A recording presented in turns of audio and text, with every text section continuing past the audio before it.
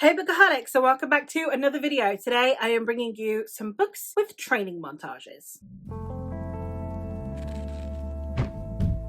It's back to school season, which means that we are learning, and along the way we can learn from our characters. We have here some books that have some kind of training montage. You see them learning their craft, be it very briefly or for extended and potentially too long a period of time. We have training montages. Now let's get straight into the books because this doesn't really require much of an introduction. Let's see if any of your favorite training montages show up in this video. The first one that I have is one that has several short instances of training montages throughout the first half of the first novel, and that is the Queens of Frenthia series, and most notably The Queen of the Blood by Sarah Beth Durst. This is the first book in a trilogy in which we are following a young woman who has got to learn how to be a queen. She has magical abilities that would potentially put her in the running to being the new Queen of Frenthia, and we are following her as she is taken on by one of the Queen's disgraced champions, and she is trained in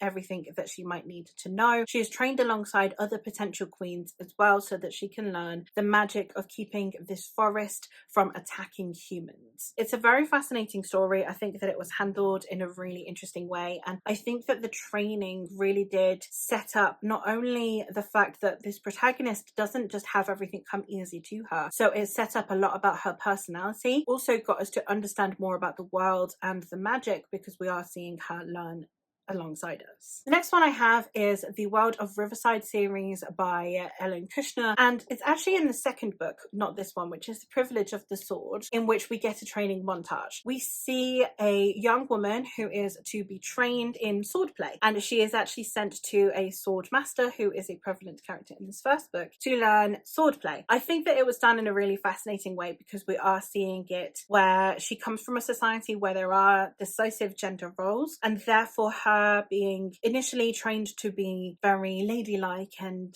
you know, what is expected of a lady of high society, only to have to kind of unlearn that in a way so that she can learn how to be a swordsmaster. And I think that the interactions between her and her master, as well as the way that she has to overcome society and its expectations of her as a woman, I think were handled really, really well, and I really enjoyed watching the training because it is a really good place for conversations about the character development. It doesn't really add anything to the world because this is a fantasy of manners, so there's no magic to it. It is just literally swordplay, but I do think that we learned a lot from the character and also her mentor in a way, and also the expectations of society, and I think it was handled very well. One of the most famous training montages is basically the first quarter of The Final Empire, the first Mistborn novel. This one, we have a young woman named Vin who is a Mistborn, and Mistborns are very coveted in this world because Mistborns are people who can consume metals to gain abilities. There are quite a few people who are known as Mistings who can consume a metal and garner an ability, but very few who can consume multiple different types of metals and be able to use all of their powers. However,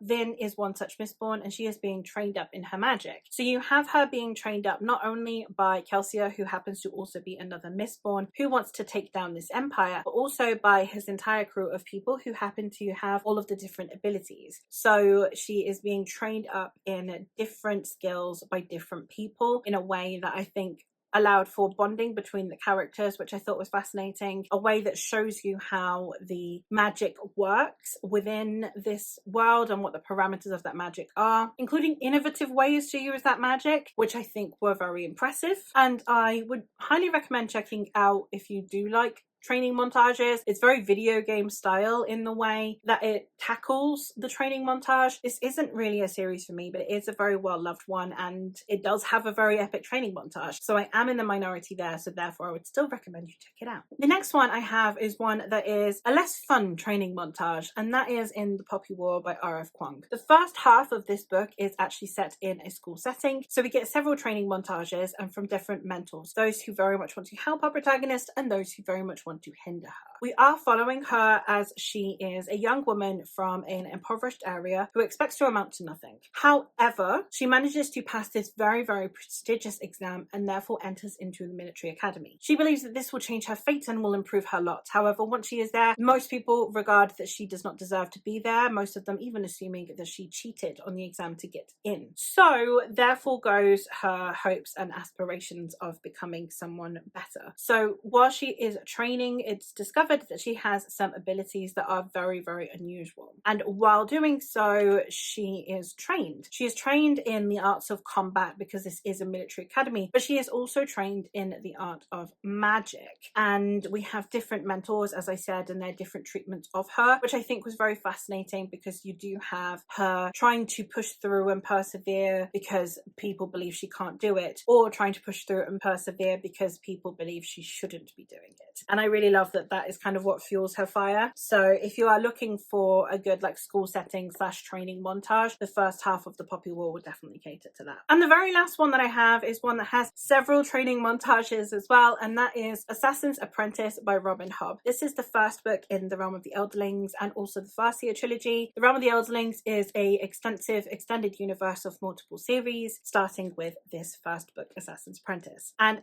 as it says, we have an assassin's apprentice. We are following Fitzchivalry Farseer, who is the illegitimate son of the king-in-waiting. His father then abdicates the throne in shame, and he is then left in limbo with no one really knowing what to do with this boy. Therefore, he is initially looked after by the stable master Burek, and he is trained in caring of animals and in riding horses, etc. And then he garners the attention of the king when he is a little bit older, and the king has decided that Fitz should be one of the royal assassins. Therefore, he is allocated to the current royal assassin Shade and is trained to become said assassin. But he is also therefore going to be trained as a Farseer, as one of the royal line, which means that he also needs to be trained in the skill, which is the magic that is exclusive to the Farseer line. And then he is also going to be trained in all of the things that would be befitting of a member of royalty, including fencing and in being a scribe. So we have him learning lots of different things with lots of different mentors, and I think that it's handled in a really good way because we have different mentors having different expectations of him, and him needing to understand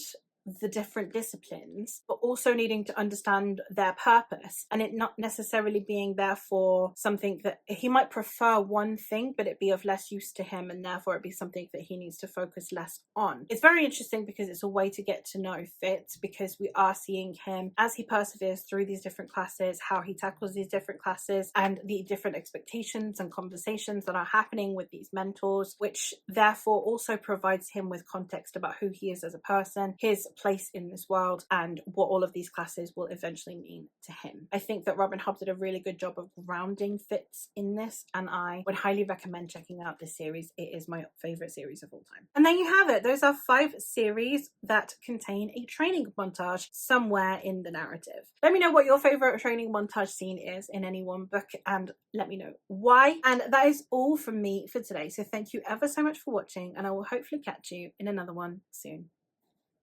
Bye.